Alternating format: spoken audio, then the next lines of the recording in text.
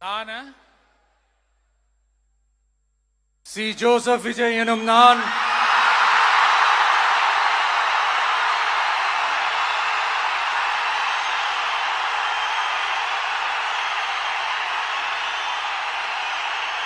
சட்டப்படி அமைக்கப்பெற்ற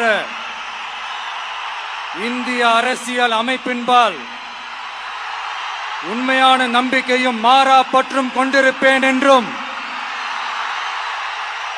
இந்திய நாட்டின் ஒப்பில்லாத முழு முதல் ஆட்சியையும் ஒருமையையும் நிலை நிறுத்துவேன் என்றும்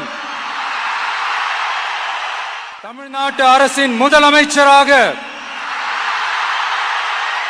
உண்மையாகவும் உளச்சான்றின்படியும் என் கடமைகளை நிறைவேற்றுவேன் என்றும்